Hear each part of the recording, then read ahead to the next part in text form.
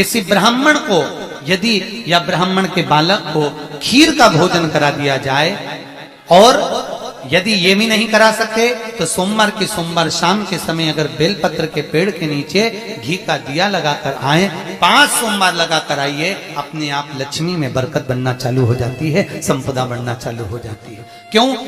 रुद्राक्ष का वृक्ष भगवान शंकर के नयन अश्रु से बना है, और बेलपत्री का वृक्ष माता पार्वती के नयन अश्रु से बना।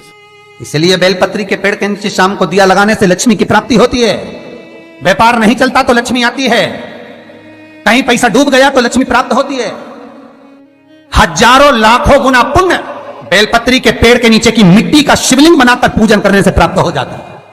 हजारों लाखों गुना पुण्य।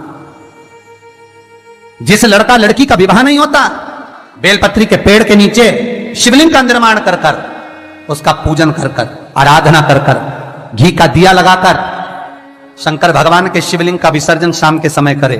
एक घी का दिया मंदिर से विसर्जन के बाद आकर फिर बेलपत्री के पेड़ के नीचे लगाए, और बेलपत्री के पेड़ के नीचे लगाकर 7 परिक्रमा बेलपत्री के पेड़ की कर ले।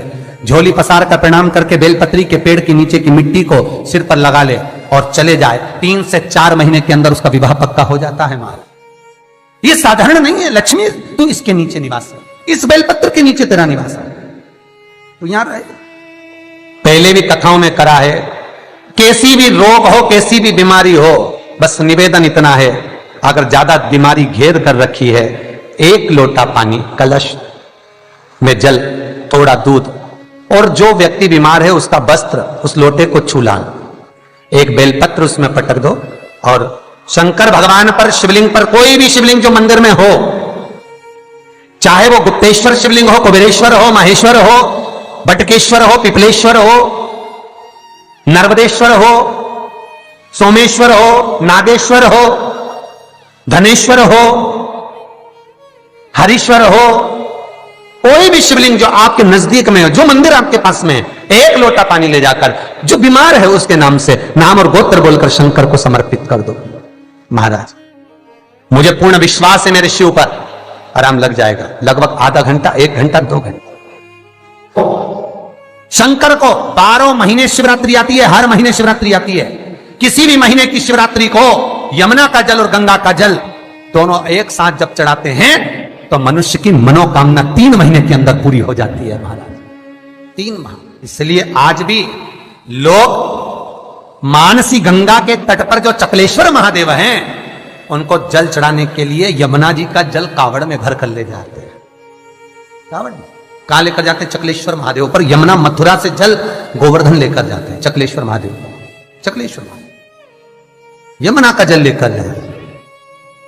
शास्त्र कहता है मानसी गंगा के तट पर, गिरि गोवर्धन जी की परिक्रमा में जो मानसी गंगा पड़ती है, मानसी गंगा के तट पर चकलेश्वर महादेव विराजमान है।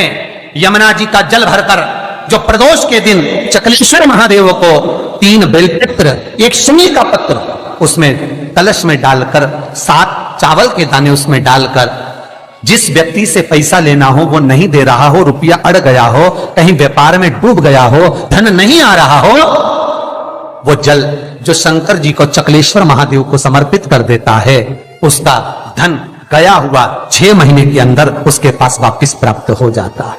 चकलेश्वर महादेव। मैं फिर निवेदन करूंगा, जीवन में अगर दुख है, तकलीफ है, कष्ट है ज्यादा, तो शमी वृक्ष की 108 पत्तियां, 133 पत्तियां, 111 पत्तियां, शमी वृक्ष की पत्तियों को लो, शंकर भगवान पर समर्पित करो, फिर जल चढ़ाओ, फिर समर्पित करो, फिर जल चढ़ाओ, फिर समर्पित करो, फिर जल चढ़ाओ। 133, 111, 122 जितनी बार बन सके समर्पित कर कर आपका दुख शिव से कहो, शंकर सुख देगा, ये सुख देगा। कई लोग कहते हैं भगवान शंकर को भांग प्रिय है।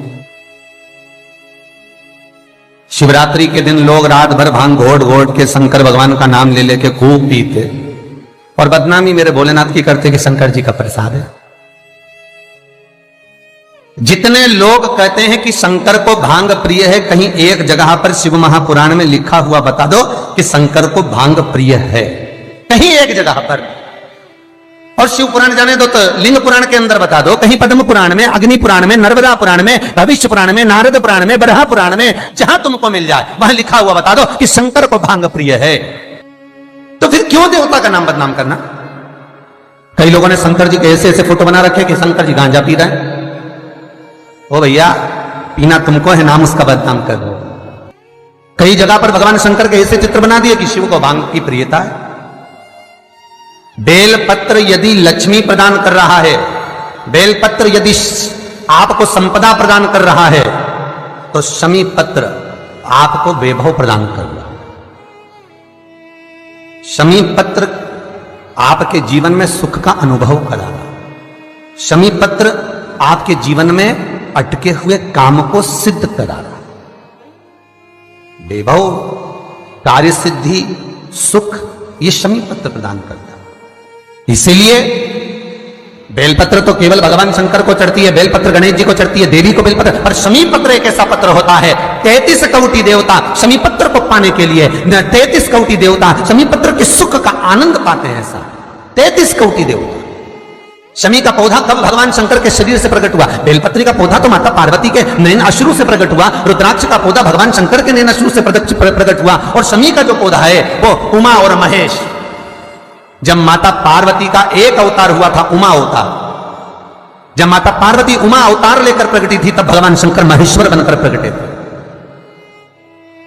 और उमा और महेश्वर का जब मिलन हुआ, और मिलन होने पर दोनों की दृष्टि एक जगह पर पड़ी, पड़ने पर एक पौधा उत्पन्न हुआ, वो शमी का पौधा है महाराज। शिव महापुराण में वर्णन करा, स्वयं शंकर से, स्वयं शंकर भी सम्मुख में है। और अगर शिवलिंग की आप आराधना कर रहे हो, भगवान शंकर की अगर आप आराधना कर रहे हो, तो शिवलिंग की महत्वता पूर्णता में होगी महाराज। क्यों? शंकर मिलने आएंगे तो अकेले हैं, पर शिवलिंग की आप आराधना कर रहे हो तो ब्रह्मा, विष्णु और महेश, ये तीनों उसी में है। एक शिवलिंग में, आपको पहले भी कहा है कि शंकर का शिवलिंग जो होता है, उस शिवलिंग में नीचे का भाग ब्रह्मा है, मध्य का भाग विष्णु है और ऊपर का भाग शिव है। उसी शिवलिंग में स्वयं मां जगज्जननी जगदम्बा विराजी है, उसी शिवलिंग में गणेश विराजे हैं, उसी शिवलिंग में कार्तिकेय विराजे हैं, उसी शिवलिंग में भगवान शंकर की 5 लड़कियां जया, विषहरा, शामरीवारी, दोतली, देव, ये विराजी हैं। उसी शिवलिंग में शंकर भगवान की छोटी लड़की अशोक सुंदरी विराजी है। संपूर्ण परिवार और 33 कोटि देवताओं का जो आराध्य देव है ब्रह्मा, विष्णु, महेश, वो तीनों शिवलिंग में है। ये पूरे भूमंडल पर, ये पूरी पृथ्वी पर शंकर जी की बड़ी बड़ी मूर्तियां नहीं मिलेंगी मंदिर के अंदर। राम जी की मूर्ति मिलेगी, भगवान कृष्ण की मूर्त मिलेगी, जगदम्बा दुर्गा भवानी की मूर्त मिलेगी, दत्त भगवान की मूर्त मिलेगी, शनि महाराज की मूर्ति मिलेगी, नरसिंह भगवान की मूर्ति मिलेगी, पर भगवान शंकर की कोई मूर्त मंदिर के अंदर नहीं। शंकर का शिवलिंग मंदिर के अंदर मिलेगा। क्यों? क्योंकि शंकर कहते हैं मेरे लिए ब्रह्मा, विष्णु, सारे देव मेरे अपने हैं, मैं इनको छोड़ नहीं सकता, वो मुझ में रमे।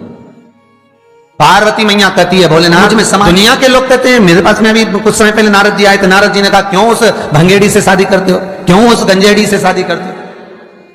तो क्या आप भांग खाते हो? क्या आप भांग खाते हो? शंकर भगवान बोले नहीं पार्वती, दुनिया खाती है, मुझे तो भोग लगाती है। तो तुम कुछ बोलते क्यों नहीं हो कि दुनिया के लोग तुम्हारे सामने भांग रख देते हैं और तुम कुछ बोलते नहीं? अरे पार्वती क्या बताऊं, समुद्र मंथन में जब विष निकला, उस विष को मैंने पिया, पीने के बाद मेरे मुख से कुछ बूंदे जमीन पर गिर गईं। कैलाश पर्वत पर बूंदे गिरी, सांप और बिच्छू ने ले ली, कुछ बूंदे जमीन पर गिर गई, जिससे पौधा उत्पन्न हो गया भांग का।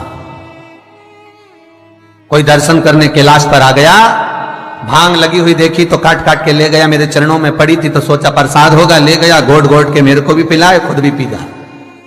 पर मुझे भांग प्रिय नहीं है पार्वती, मुझे भांग की प्रियता नहीं है पार्वती, मैं क्यों नशा करूंगा?